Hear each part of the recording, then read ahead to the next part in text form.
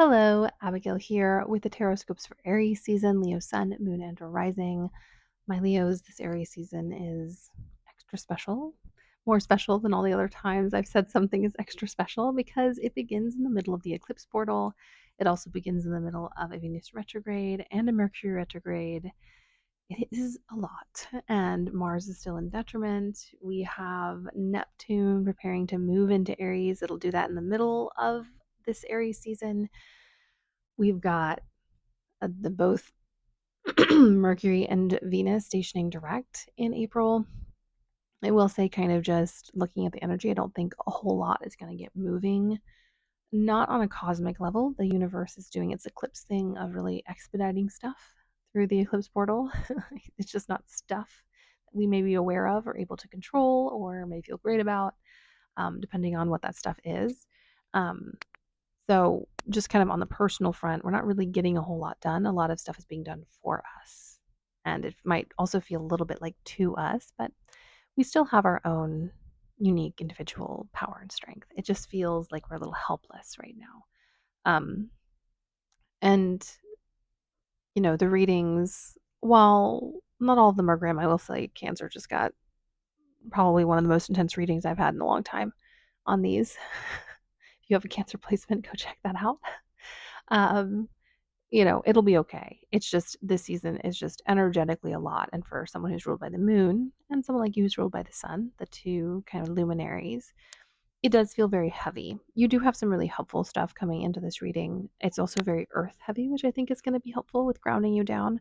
Also, by the end of Aries season, right on the edge of Taurus season, you will get Mars in your sign. So spice things up a little bit. Also, it'll be finishing out the post shadow period of the Mars retrograde. We will finally have Mars out of detriment, which has been there for a hot second. So, sigh of relief. But yeah, it's a really unique season. We also have, and it'll be in trine to your sign. We also have that solar eclipse in Aries right before Neptune moves into Aries. It's the final eclipse on the Aries Libra axis that we're going to have for another 9 years, another 18 years to have the exact energy, and the next 9 will have the opposite energy. So, yeah, it is an intense season, and I don't want to fearmonger, and I never do, but I also don't want to pretend like it's okay. Like, everyone feels great, and some people are doing better. Um, and this is not a kind of like call to anyone's personal journey or being like, this person did it better. But people who have been on a journey of clearing for longer, like I hear there's some people I know who've been kind of through an extended clearing time based on their birth chart. Those people are feeling a little better on this side because they have done so much previous work. And people who are kind of at the beginning or middle of a certain journey are really getting hit hard. So just know that if you've been doing a lot of clearing like over like 2024, you might feel a little better about this. And also, your reading is not as dire as some. But let's get into it. So, your archetype is the stone. This is about endurance and protection. It's also about recognizing that change happens slowly over time. Like, yes, we're in eclipse season, things happen quickly, but there's some change that is imperceptible in the moment. But if you look back, is like life shaking. It's like a water rivulet running down the face of a rock, and after 100 years, it's a massive, like, deep gash. But at the time, we didn't think anything of it. I also think this is really pretty because there's these multitude of shapes kind of surrounding and protecting the rock. It does feel as though you are in a protected position, you're being cared for. It might feel like you're stuck because of this kind of heavy earth stone energy, but things are happening. They're just imperceptible to the human eye, and things are changing. They are just changing ever so slowly. And one day, excuse me, you'll wake up and wonder what happened. Um, because that is sometimes how change happens, and also that is how the most enduring change happens. You're under, it feels like a long-term construction project, and things are slowly but surely shifting, and you're only just really becoming aware of exactly where those changes have occurred. If you think about it, you are going to get another Mercury retrograde this year. You had a Mercury retrograde last year in your sign. Then you had the Venus retrograde before that. Then you had, and then we're coming up upon the nodes in your sign. So you've constantly been under a level of construction over the past few years. Um, and I think if you look back in this moment, you will see how much has changed, even though you might feel as though you've been stuck for a bit. And things are about to change even more because your first card is Judgment. It is the final call for some stuff in your life.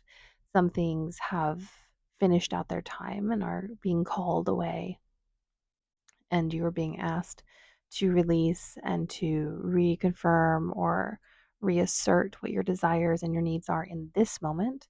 This also feels like this Venus retrograde because Venus does rule values. It does feel as though maybe, depending on your chart, where your rising is, it does feel as though just maybe you might need to readjust your dreams a little bit. You may have changed so much without knowing it that now your desires are just not the same. And the things that you're pursuing are just not really what you want anymore.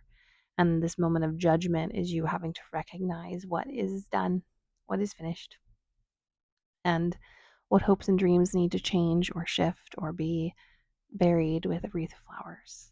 It's time to put some of those dreams away that are just not serving you. And they were beautiful and shiny and wonderful when you first conceived them and desired them, but you are a different person and you need different things. The Capricorn retrograde changed my entire life. Venus retrograde changed my entire life a couple years ago. Just completely shifted everything that I wanted and the things that I needed. And I had to bury some dreams. And so I think for you, my Leos, a lot is happening in this Aries moment. I'm an earth heavy person, so it's aspecting a lot of things. If you are a fire heavy person, this one's aspecting, or water, because it goes back into Pisces, it's aspecting a lot of things. So just know that you can let stuff go if you need to. That if something doesn't feel like it fits anymore, it's time for it to go.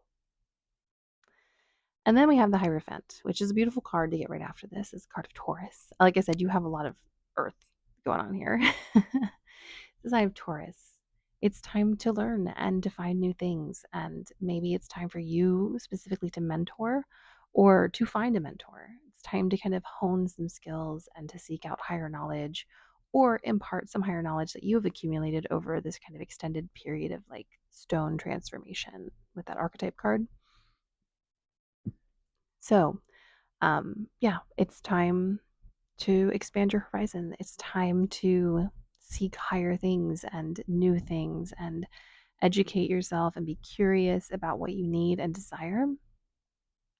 The Hierophant is also kind of like, can also, if it's not healthy, be kind of this emblem of old school things, of, things, society and social structures and power. But in this one, with the bones and the nightshade, it's about subverting those things. It's about questioning what power truly is and asking whether society is truly functioning as it should. And to refuse to participate in systems that are not beneficial to everyone. And to say, no, no. Just because it benefits me doesn't mean that I'm going to support it and uphold it. It needs to make sure that everyone is cared for and everyone is loved and everyone is free to do as they desire. So, this is a time for expansion. It's a time for moving beyond maybe the frame of mind and the beliefs you've had in the past and kind of level up a little bit, kind of expand into understanding things beyond the parameters of academics or beyond the parameters of rules and books. It's also about trusting your intuition, trusting higher knowledge, higher power. It really does feel like all of the work that you've been doing in the past few cycles and sessions is starting to really take off and hit home. There's still work to do, but it's more of kind of like the sustaining and maintaining rather than like digging new trenches and planting new seeds. And I love this because we do have a Queen of Coins, and the Queen of Coins takes care of the closest things first and prioritizes. Oops. Phone notification, and I'm not re-recording this. And prioritizes your needs. It's kind of the concept of like putting on your own mask before you put on someone else's. Although I do like to remind people that putting on your own mask doesn't take very long. So if you're putting on your own mask and then not doing anything to help anyone after, it's not an excuse. But in this situation, it is about making sure that you are cared for and taken care of and protected. It's about, limiting your need to be everything to everyone else. That doesn't mean that you can't participate in community, it doesn't mean that you can't build coalition and stuff. It just means that you're no longer kind of sacrificing everything in order to like feel like you are needed or necessary. A healthy community does not require everything from anyone. It requires a little bit from everyone. So just remember that. And also remember that this is about planning and structuring and doing things in an orderly way. A lot of the other signs have gotten like Knight of Wands and page of page of something. This is really about you in all of this chaos, really getting down to what you want and need and saying and using this kind of unstable energy to be like in what is pretty typical energy actually for life in things where I don't know where things are happening. What is truly the most valuable to me? Where do I want to invest my most time? Where, if this is how everything is going to be, where do I want to be and who do I want to be with and who do I want to share with and engage with and help? And how can I do that in a way that feeds me and feeds everyone else? Um, and this isn't going to be something that just happens over the course of Aries season. This is a lifelong, back to the Hierophant, a lifelong journey of learning and understanding. And now you're kind of taking the bits that you have gotten so far and putting it into practice in a really practical, down to earth way. And the reason I think this is so important and true is because we do have the Six of Coins. And this is about reciprocity. It is about giving and receiving. It's about finding spaces in which, you know, you are neither simply receiving and you're neither simply giving. You're able to do both. And that's a really healthy place to be. It's also about not seeing things in lack. And I'm not talking about looking at the world and going, oh, there's so much. Why am I not getting more? Maybe I should work harder. No, it's about saying there's enough for everyone when everyone participates. And there's enough for everyone when we all share and give our little bit to our neighbor and help out. And any energy that I put out, I will get back. And when I find myself in a situation where people are intentionally keeping returns and reciprocity from me, that I will not participate with those people. And I will find people who do. And maybe those people don't look like me or have my same experiences, but they have my same intentions. And that is what true connection and true community and sharing truly is. So just keep that in mind. I love the Six of Coins. Part of it is if you split up the tarot by the zodiac. This is my own personal deacon. I do love this card, and I do think I actually do a pretty good job of embodying it. And I do love people who have this kind of energy. It's the type of person that like one of you can pay for dinner and the other one will pay for it next time, and there doesn't need to be a discussion because you both understand what sharing and generosity means. And you also know that the other person needs cash too. And so you take care of each other.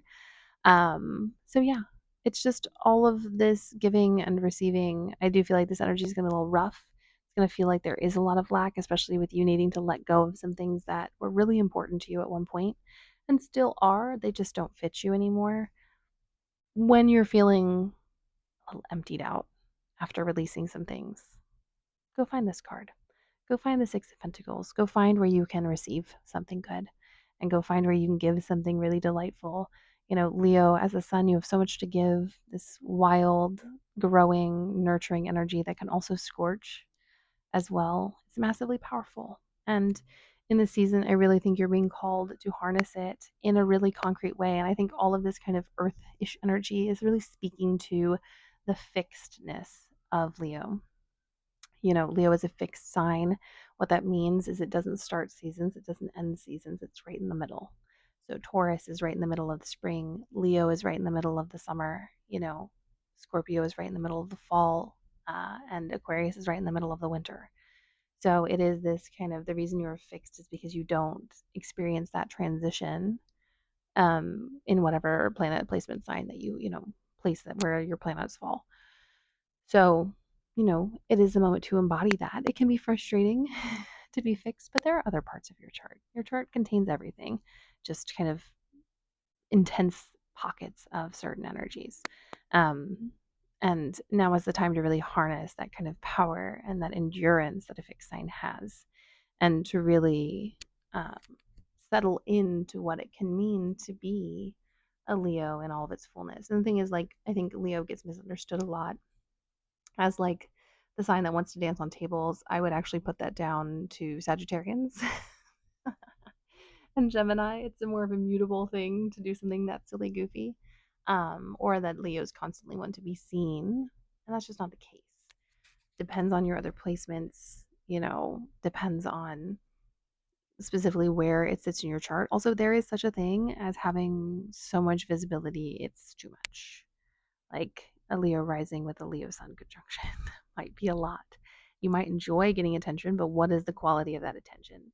It's never as it's never as one to one as sun sign astrology might make it seem. And some people really embody that energy and it feels true to them, and some people it doesn't. I've known Leos who really hate getting attention. And turns out they have like a Cancer moon and they're like, I want really lovely moments of intimacy rather than just buckets of attention from people I don't know. So allow yourself to be the dynamic Leo that you need to be. You don't need to be the sun sign pop astrology interpretation of what your sign is. You also have a moon and a rising and Mercury and Venus and Mars and all the rest of the other planets in different signs. Or maybe you have a stellium in Leo, and that's a lot. Um, and then you're a Virgo rising, and then it's in your 12th. Anyways, um, but yeah, so allow yourself to be as dynamic as you need to be, but also allow yourself to embody the energy that you are naturally, which is that fixed, solid, consistent fire energy. I often think about it this way that, to me, it's like Aries is like the spark of something fresh and new, maybe, but like a wildfire. And Leo is the fire that started in a hearth, that started in a fixed spot, and it feeds and nurtures and has a purpose. Not that Aries doesn't, but is like there in a set place and has parameters. And then Sagittarius is kind of like a bonfire or lightning or something like that, where it's very impacted and frenetic. Um, but yeah, you are the most stable fire energy and you have that consistency and you burn like the sun. So allow yourself to be that. You don't have to be a flash in the pan. You don't have to be a meteor. You just need to be. And then last but not least, we have this lovely little page of coins. In all of this planning and strategizing and seriousness, have fun. And yeah, it can be in a very, pentacle coin way where it's like a little hobby, or it is something you do with your hands, or it is something more practical, but it's fun practical. It's like setting up a lemonade stand or putting on a show for your family as a kid. Those are very kind of organized, very aspirational moments, but they're done in a very youthful, expansive, desirable way. Um, so yeah, let yourself be a bit of a kid. I think who else got this?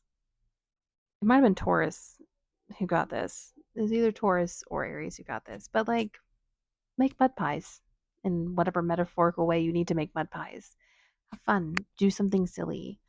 Engage with the earth. Go out and experience spring as if this is your first spring on earth, where you're seeing flowers and trees and that spring breeze and you're experiencing it for the first time. Go with it with fresh eyes. Engage with the energy. Like, we may not be able to kick things off, but nature's going to do what nature does. And, in all of things that are, because things are serious and because things are heavy, why not have fun? Why not play? Why not be a little silly goofy? Why not make mud pies and get all dirty and gross and have to be stuck in a bath and clean yourself off? You know? So, my Leos, it does feel as though some really solid roots are really getting in there right now. A lot of the work you've been doing in the past few years is starting to really take place. Part of that work is releasing some things that are no longer serving you, like dreams that you had before you started doing this work. That work has changed you and you have changed that work. And so now you need something fresh and new, and you've got the tools you need in order to plan that. Are you going to be able to really get your fingers on it before April? Probably not. But enjoy the abundance of resources and work and stuff that you have grown out of your own will. that you have now at your disposal. All right, my loves, blessed Aries season, blessed spring equinox, and I will see you in a different space and time.